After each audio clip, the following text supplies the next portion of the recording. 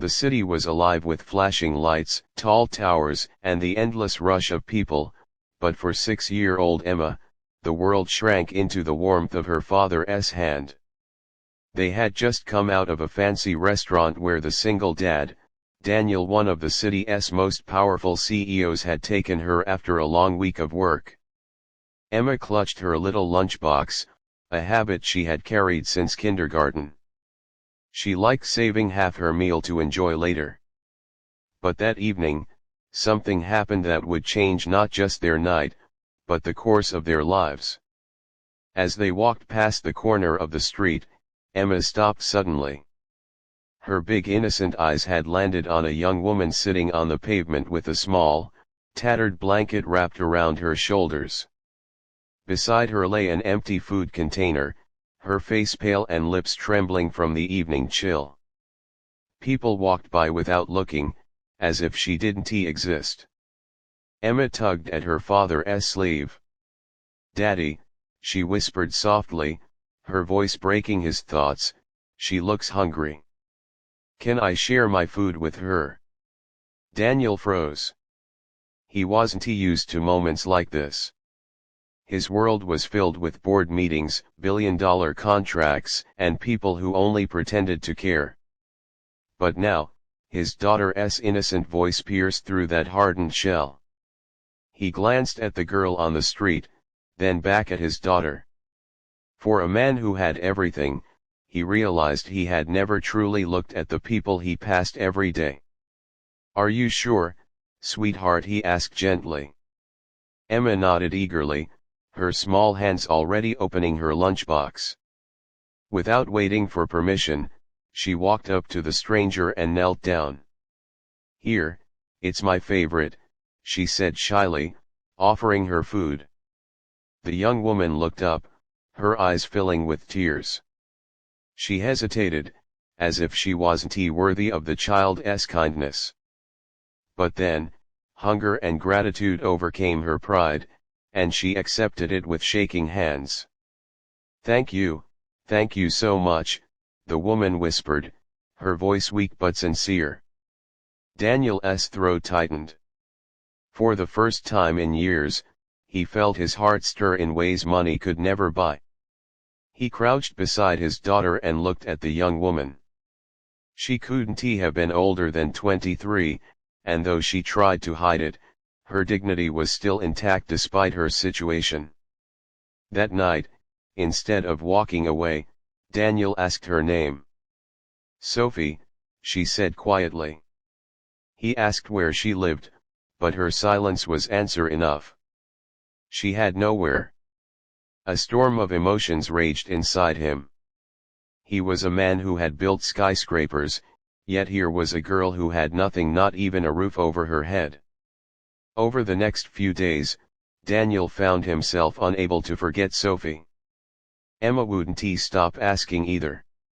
"Daddy, is she okay? Did she eat again? Can we help her?" The question stung, because he had no easy answers.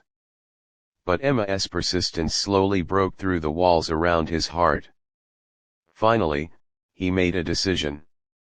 Daniel tracked Sophie down again. She was still in the same place, weaker than before. He offered her a meal and a chance to work at his company, not as charity, but as a genuine opportunity. At first, she refused. "I don't want pity," she said firmly. Daniel respected her strength but explained, "It's not pity.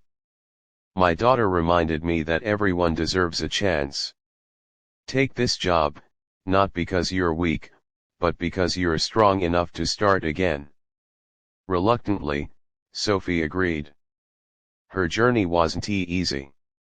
The first weeks were full of struggle catching up on skills, adjusting to the corporate world, and facing whispers from others who didn't believe she belonged. There were nights she cried alone, wanting to give up. But every time she saw Emma's bright smile, she found the courage to keep going. Emma would often run into her office with little drawings saying, "You can do it, Sophie." And those words carried her through the hardest days. Daniel, meanwhile, faced his own challenges. Some board members questioned his decision, accusing him of mixing personal feelings with business.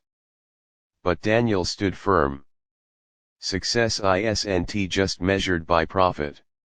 It's measured by the lives we lived along the way, he declared in a meeting, silencing his critics. Months passed, and Sophie transformed. From a fragile young woman on the streets, she grew into a confident professional, proving herself with hard work and talent.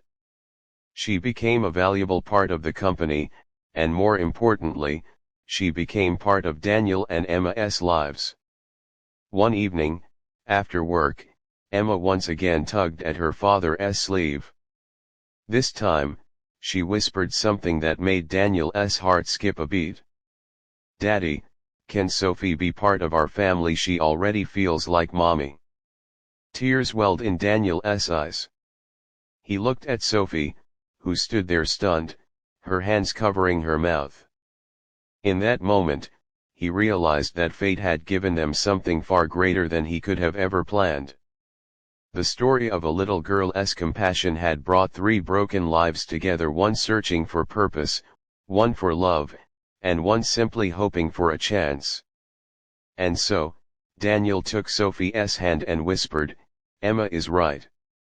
You've already become part of us. Let us not fight what's meant to be." By the end of that year, Sophie was no longer the girl on the streets. She was family. Emma's small act of kindness had not only fed a hungry stranger but had changed all their lives forever. The message was simple but powerful: sometimes, the smallest hands show us the biggest truths. And sometimes, it only takes one act of compassion to turn strangers into family.